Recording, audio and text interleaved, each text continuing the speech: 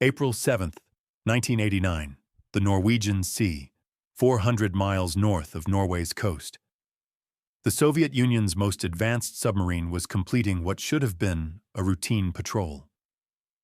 K-278 Komsomolets was not an ordinary submarine. She was a titanium-hulled marvel of engineering, capable of diving deeper than any combat submarine ever built.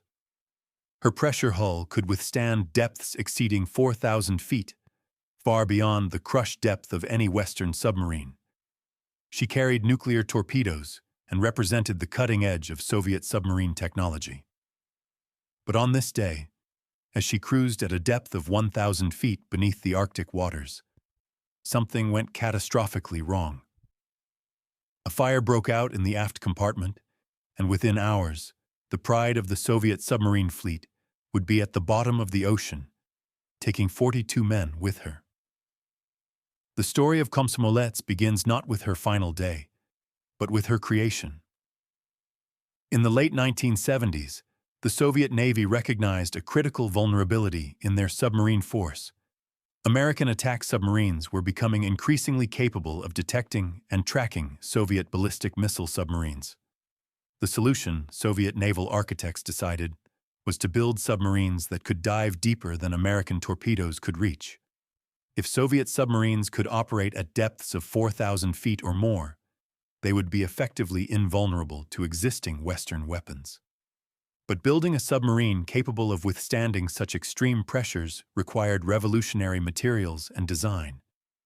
Steel, the traditional submarine hull material, was too heavy. At extreme depths, the thickness required to resist water pressure would make the submarine too heavy to surface. The answer was titanium. Titanium offered strength comparable to steel at roughly half the weight. A titanium-hulled submarine could dive twice as deep as a steel-hulled boat of similar size. But titanium was extraordinarily difficult to work with. Welding titanium required argon gas environments to prevent contamination. The metal was expensive, scarce, and demanded specialized fabrication techniques that Soviet shipyards had limited experience with. Only a handful of Soviet submarines had ever been built with titanium hulls, and each had experienced significant construction problems. Nevertheless, the strategic advantages were too compelling to ignore. Project 685, the official designation for what would become Komsomolets, was authorized in 1977. The submarine would be built at Sevmash shipyard in Severodvinsk, the Soviet Union's premier submarine construction facility. Construction began in April 1978. From the start, the project was plagued by technical challenges. Titanium welding proved even more difficult than anticipated.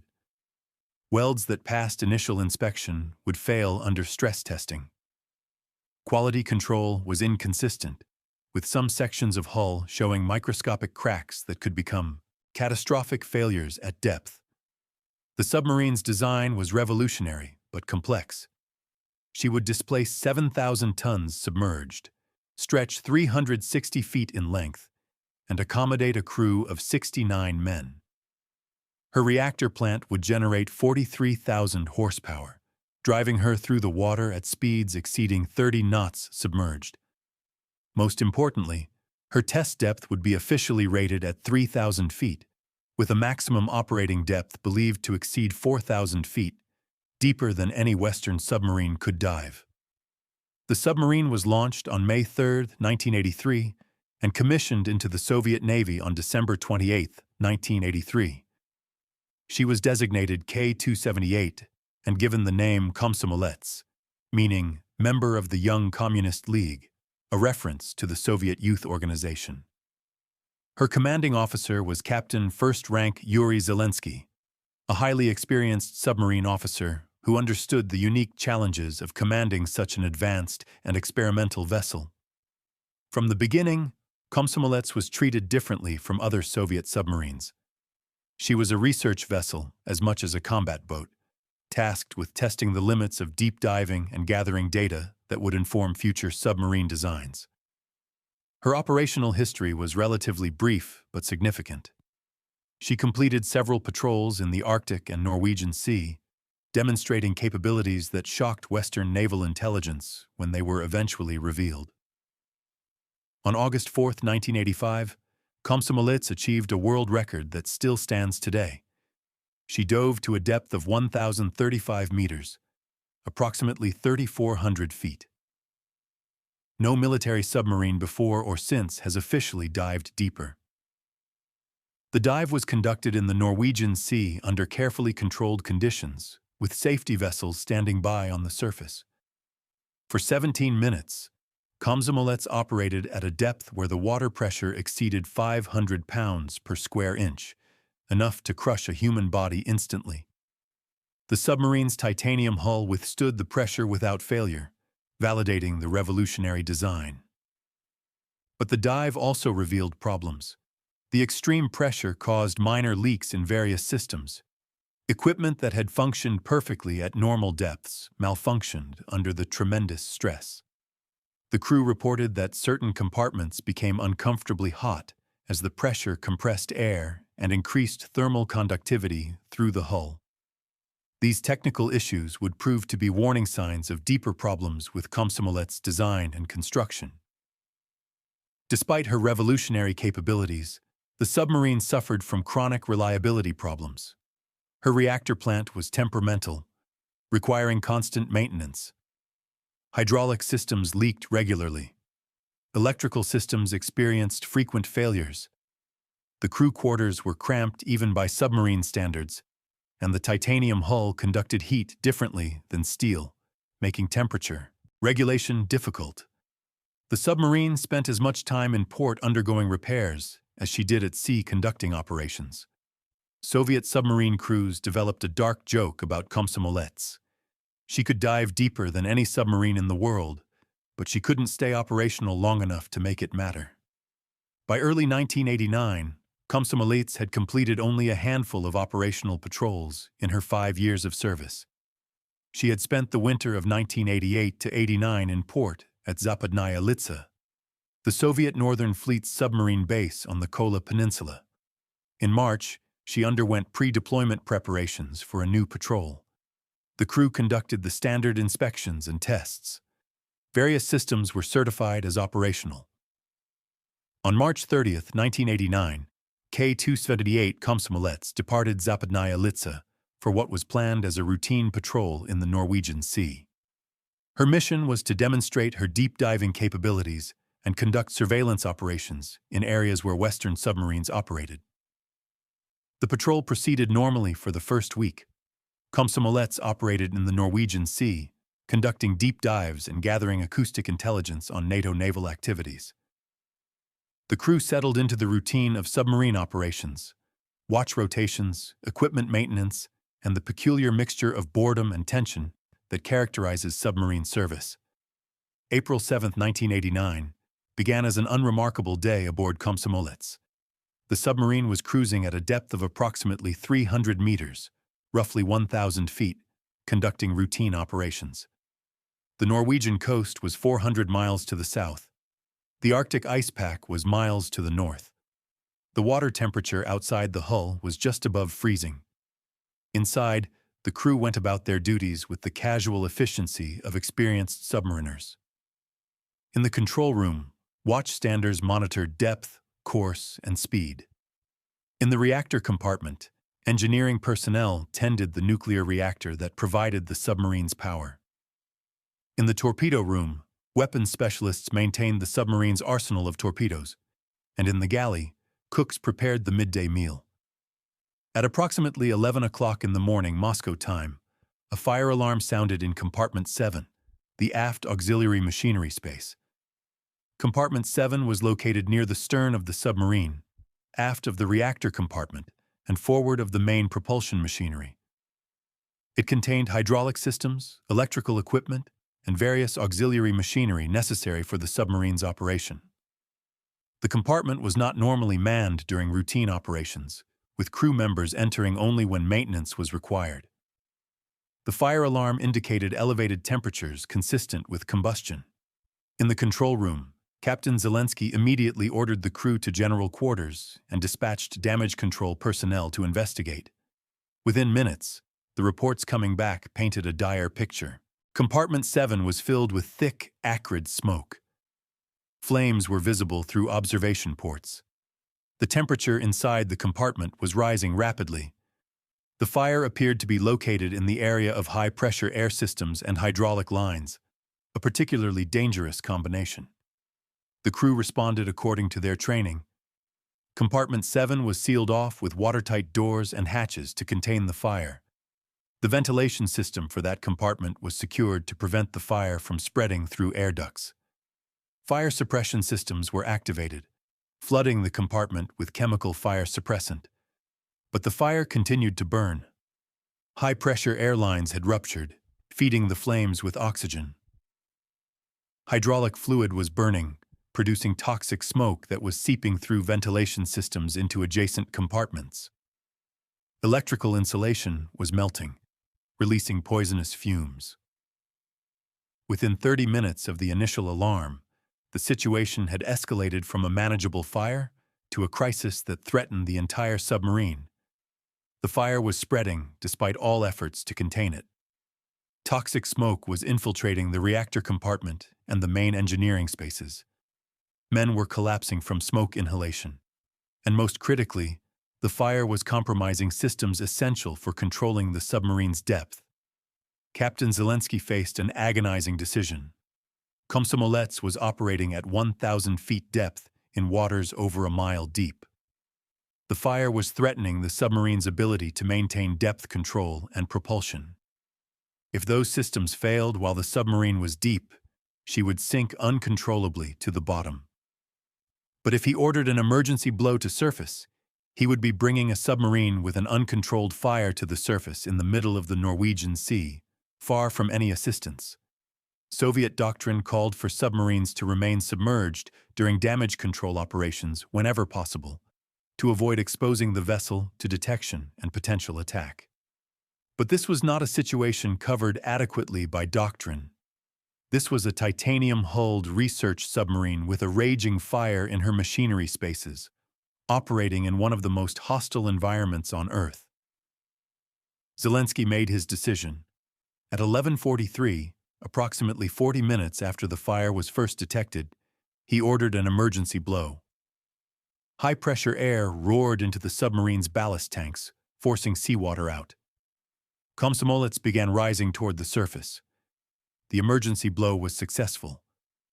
Komsomolets broke through the surface at 11:51, less than 10 minutes after beginning her ascent. But surfacing brought new problems. The submarine immediately began rolling heavily in the rough seas typical of the Norwegian Sea in April. Waves were running 10 to 15 feet, with wind gusts approaching 40 knots. The rolling motion made damage control efforts even more difficult. Men struggling to fight the fire in Compartment 7 were being thrown against equipment and bulkheads. The toxic smoke that had been somewhat contained while submerged was now spreading more rapidly as the submarine's motion disrupted ventilation patterns, and the fire itself was growing worse. Once on the surface, Captain Zelensky immediately transmitted a distress signal. Submarine in distress. Uncontrolled fire.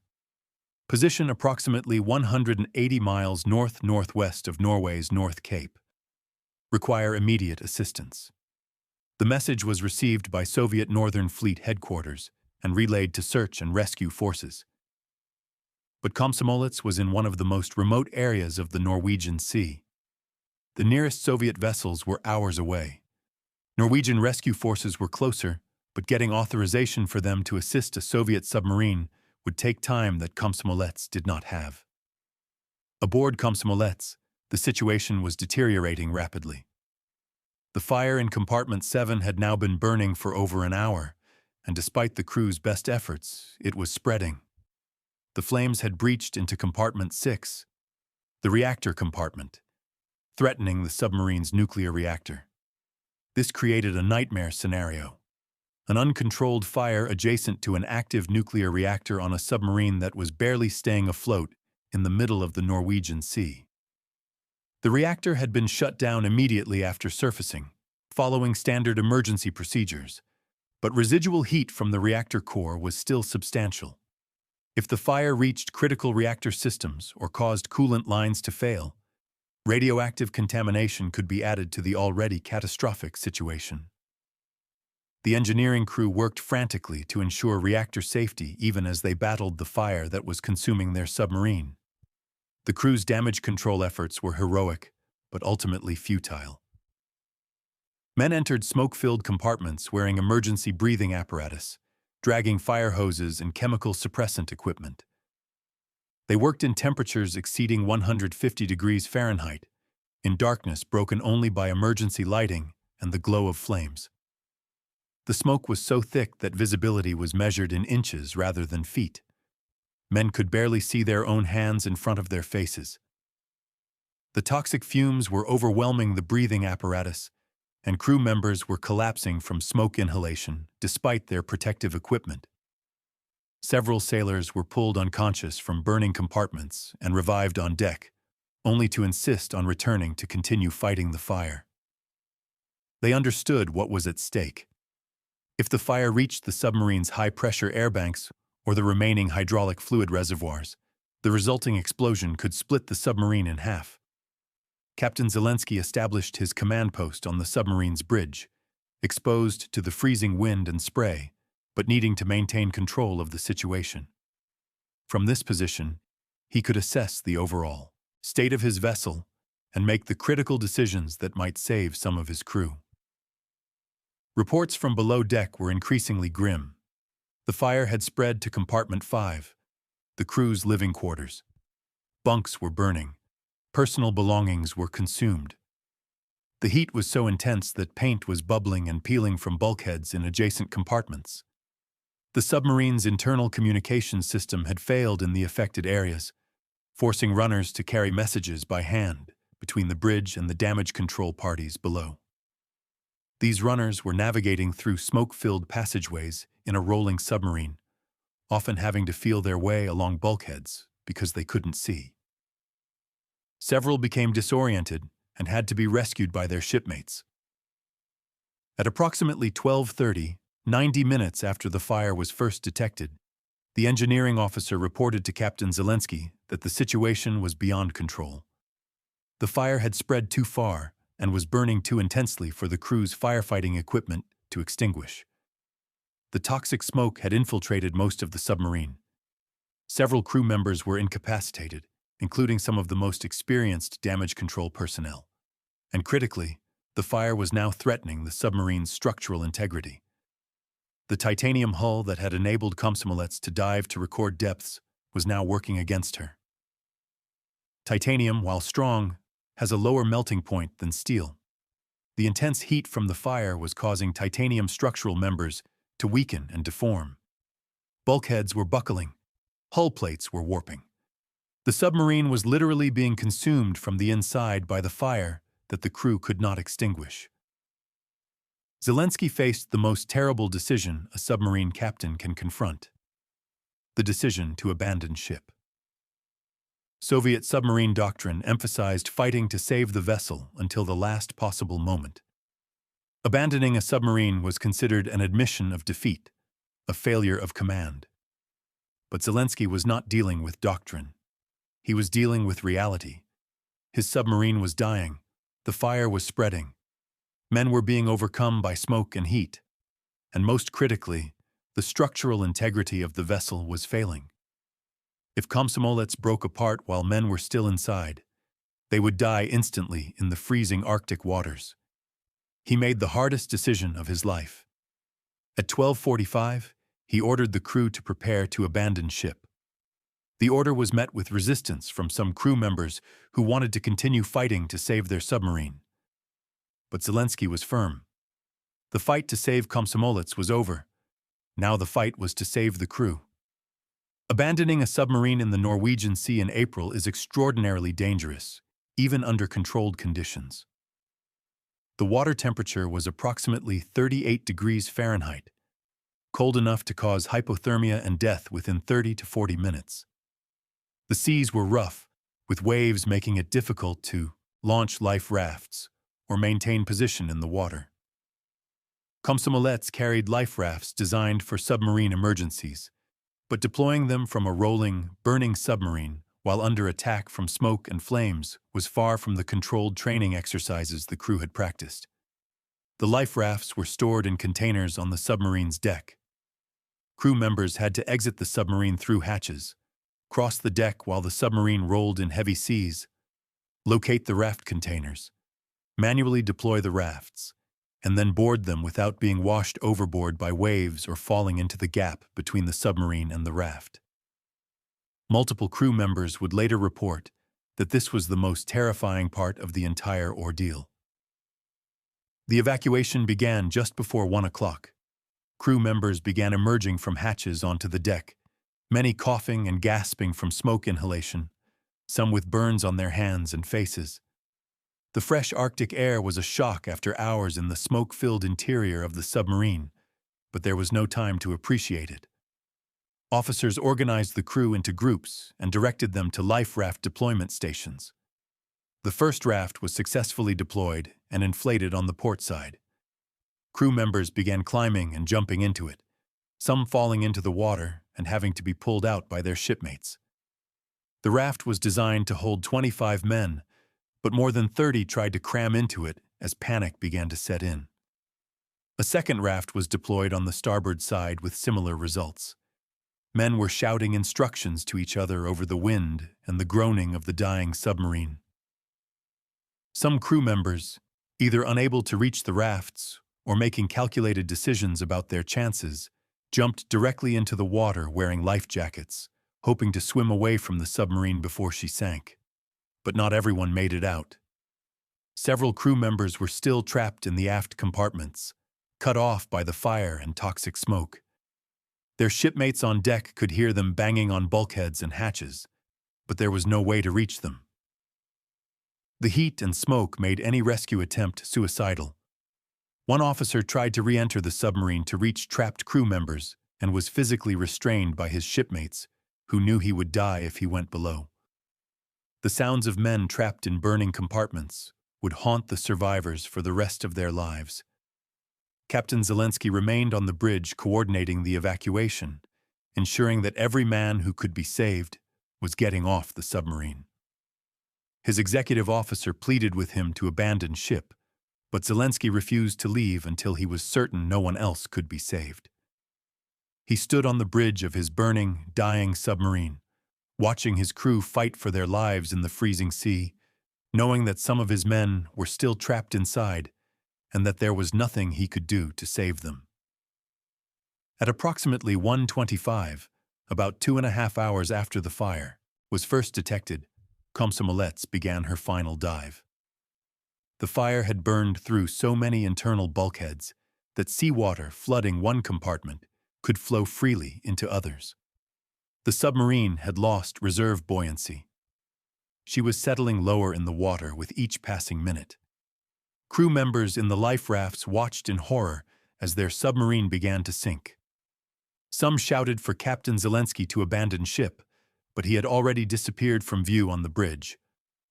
Whether he went below to try one last time to save trapped crew members, or whether he chose to go down with his ship in accordance with the oldest tradition of the sea, no one knows. Zelensky was last seen on the bridge as water began washing over the submarine's deck. Within minutes, the bow of Komsomolets lifted out of the water, the stern sank first, and the entire submarine slipped beneath the surface in a boiling froth of escaping air and steam. She was gone. The pride of the Soviet submarine fleet, the titanium marvel that could dive deeper than any submarine in history, had sunk in less than 5 hours from the first indication of fire. But the nightmare was far from over for the men in the life rafts. They were in the Norwegian Sea, 400 miles from the nearest land, in water cold enough to kill them in less than an hour. 2 life rafts were afloat, dangerously overcrowded, with approximately 60 men between them. Several more men were in the water, some wearing life jackets, others clinging to floating debris from the submarine. The life rafts were equipped with emergency supplies, including water, rations, and flares, but they offered only minimal protection from the wind and cold. The men were soaked from spray and from the ordeal of boarding the rafts. Many were injured, some with serious burns. All were suffering from smoke inhalation to some degree, and hypothermia was setting in.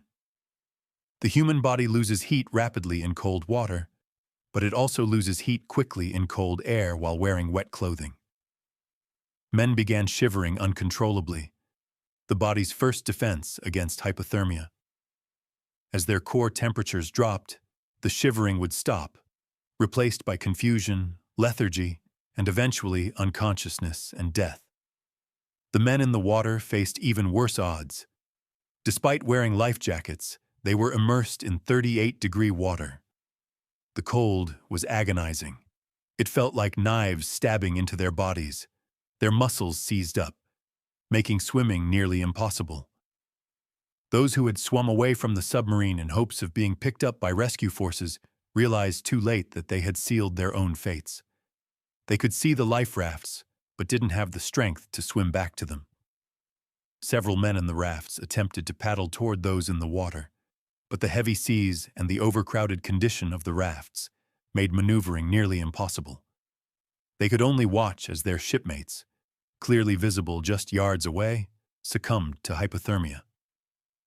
Men who had survived the fire, who had escaped from a sinking submarine, who had been within reach of safety, died in the water while their friends watched helplessly. The psychological impact of watching comrades die when rescue seemed so close would traumatize the survivors for years. Approximately 30 minutes after Komsomolets sank, the first rescue aircraft arrived overhead. A Soviet Il-38 maritime patrol aircraft had responded to the distress call and located the life rafts by following the oil slick and debris field left by the submarine. The aircraft circled the scene, radioing position information to incoming rescue vessels, but there was nothing it could do directly to help the men in the water. It had no rescue equipment, no way to retrieve survivors from the ocean. All it could do was mark their position and wait for help to arrive. That help was still hours away. The nearest Soviet rescue vessel was a fishing trawler that had been diverted from its normal operations, but it was proceeding at best speed from more than 100 miles away. Norwegian rescue forces had been alerted and were responding, but international protocols and Cold War politics meant there was delay while Soviet and Norwegian authorities negotiated permission for the rescue operation. Every minute of delay meant more men dying in the water. In the life rafts, the survivors faced their own crisis.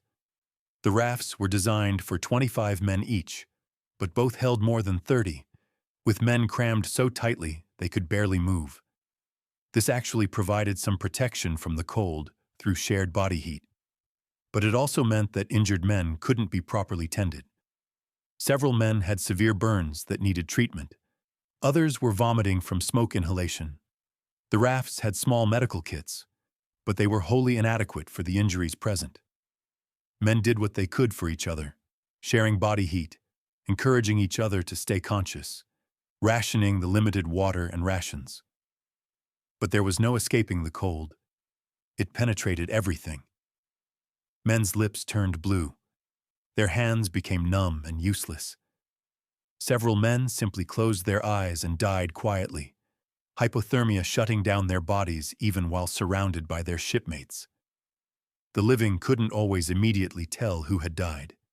It was only when someone tried to rouse a man and got no response that they realized another had been lost. At approximately 3 o'clock in the afternoon, more than 4 hours after Komsomolets had sunk, the first rescue vessel arrived on scene. The Soviet fishing trawler Alexei Klobistov had pushed her engines to maximum power and reached the survivors. Her crew immediately began the difficult and dangerous work of pulling men from the life rafts and the water. The heavy seas made it nearly impossible to bring the trawler alongside the rafts without risking crushing them. The trawler's crew had to throw lines to the rafts and slowly pull them close enough to transfer survivors. One by one, men were hauled aboard the trawler, many too weak from hypothermia to climb on their own. Crew members from the Alexei Klobestov went over the side on lines, descending into the freezing water to secure survivors who couldn't help themselves. It was an act of extraordinary courage. These fishermen knew exactly how cold that water was and what it could do to a human body, yet they went in anyway to save submariners they had never met. The rescue operation took nearly 2 hours.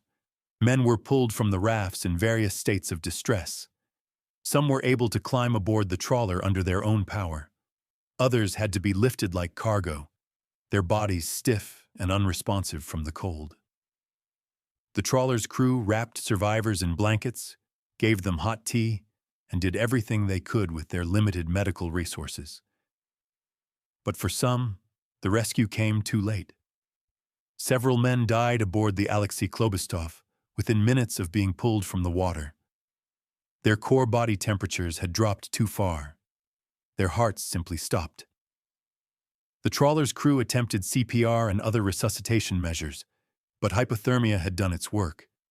These men had survived fire, survived abandoning ship, survived hours in the Arctic waters, only to die within sight of salvation. A second Soviet vessel, the salvage ship Mikhail Rudnitsky, arrived on scene shortly after the Alexei Klobestov and assisted with the rescue operation. Norwegian vessels also arrived, and despite Cold War tensions, there was no hesitation about cooperation when lives were at stake. Norwegian and Soviet sailors worked side by side to save the Komsomolets crew. The search continued into the evening, with aircraft overhead using searchlights to scan the water for any additional survivors. Pieces of debris were investigated in case someone was clinging to them. But as darkness fell and the water temperature continued its deadly work, hope faded for finding anyone else alive. The official search was called off at nightfall, though vessels remained in the area for another 24 hours in case anyone had somehow survived. The final toll was devastating. Of the 69 men aboard Komsomolets when the fire broke out, only 27 survived to reach port. 42 men died. Some had perished in the fire, trapped in burning compartments with no escape. Others had died during the evacuation, falling between the submarine and the life rafts or being washed overboard by waves. Still others had succumbed to hypothermia in the water or in the life rafts, dying within sight of their comrades. Captain First Rank Yuri Zelensky was among the dead, having gone down with his submarine. His body was never recovered. The youngest victim was 19 years old. The oldest was 47. They left behind wives, children, parents, and a nation that was only beginning to understand what had happened beneath the Arctic waters. The survivors were taken to Soviet naval facilities on the Kola Peninsula, where they underwent medical treatment for hypothermia, smoke inhalation, and various injuries. Many required hospitalization for weeks. The psychological trauma would take far longer to address. These men had experienced one of the most terrifying ordeals imaginable: fire on a submerged submarine, evacuation into Arctic waters, and watching their shipmates die around them. Some would never fully recover from the experience. Several left the submarine service immediately. Others continued their naval careers, but were haunted by what they had witnessed. In the close-knit Soviet submarine community, the loss of Komsomolets was devastating. Everyone knew someone who had been aboard, either among the dead or the survivors. The Soviet government initially maintained strict secrecy about the disaster. In the Cold War environment of 1989, admitting that their most advanced submarine had been lost to an onboard fire was a significant propaganda defeat. But the presence of Western intelligence ships and aircraft that had monitored the distress calls and rescue operations made complete secrecy impossible. Within days, Western media was reporting that a Soviet submarine had sunk in the Norwegian Sea. The Soviet government was forced to acknowledge the loss, though they released minimal details. It was described as an unfortunate accident, with no elaboration on the causes or the full extent of the casualties. Families of the dead were told their loved ones had died in service to the Soviet Union, but many were given no details about how or why. An official investigation was convened immediately. The surviving crew members were extensively interviewed, design documents were reviewed, maintenance records were examined. The investigation would take months, but certain facts became clear relatively quickly. The fire had started in compartment 7, in the area of high-pressure air systems and hydraulic lines.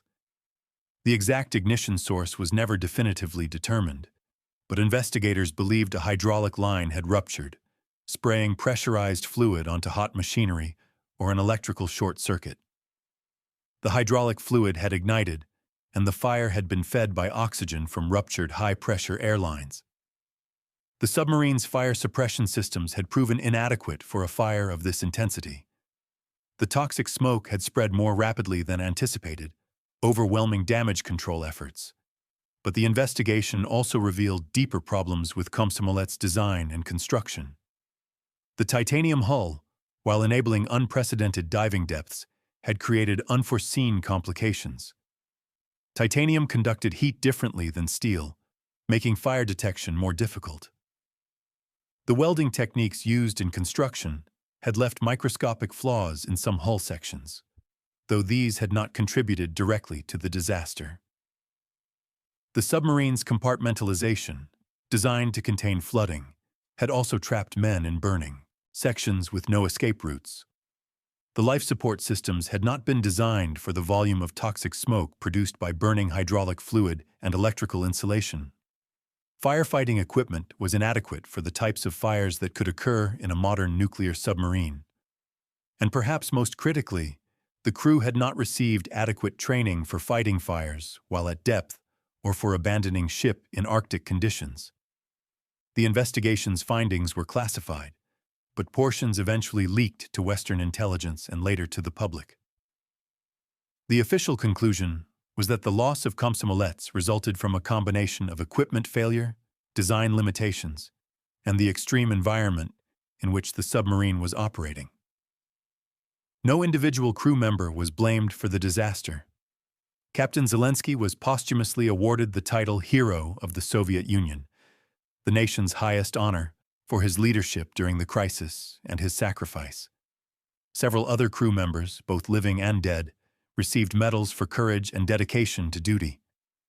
But medals could not bring back the 42 men who had died, nor could they erase the questions about whether the disaster could have been prevented. Komsomolets now rests on the floor of the Norwegian Sea at a depth of approximately 5,600 feet, deeper even than her record dive depth. Her nuclear reactor and 2 nuclear-tipped torpedoes went down with her, creating an environmental concern that persists to this day. In the years following the sinking, Soviet and later Russian naval authorities conducted several expeditions to the wreck site to monitor for radioactive leakage. Some contamination has been detected in the immediate vicinity of the wreck, though not at levels considered dangerous to the broader marine environment. The Norwegian government has also monitored the site, concerned about potential environmental impact on their fishing grounds. The titanium hull has proven remarkably resistant to corrosion in the deep, cold waters, but eventually it will fail, potentially releasing radioactive material from the reactor and the torpedoes. The loss of Komsomolets marked the end of the Soviet Union's deep-diving submarine program. No replacement was ever built. The strategic rationale for submarines capable of diving below 4,000 feet had diminished as torpedo technology advanced, and other methods of protecting ballistic missile submarines were developed. The technical challenges and enormous costs of building titanium-hulled submarines were deemed not worth the limited operational advantages they provided. Komsomolets remains the deepest diving military submarine ever built, a record that will likely never be broken because no nation sees sufficient value in doing so. For the families of the 42 men who died, the disaster left wounds that never fully healed. In the Soviet Union and later Russia, submarine service was respected and honored, but the full story of what happened to Komsomolets was not publicly known for years. Families had to piece together information from rumors, leaked reports, and occasionally from survivors who were willing to speak despite official discouragement. It was not until after the collapse of the Soviet Union that a more complete accounting became available. Memorials were erected to honor the crew. April 7th is remembered each year by the submarine community as a day of mourning and reflection. The Komsomolets disaster stands as a reminder of the inherent dangers of submarine operations and the courage required of those who serve beneath the sea. These men operated one of the most technologically advanced vessels ever built, pushing the boundaries of human engineering and endurance. When disaster struck, they fought with everything they had to save their submarine and each other. Many died trying. The survivors carried the memory of those hours for the rest of their lives, a burden both of grief for lost comrades and of guilt for having survived when others did not.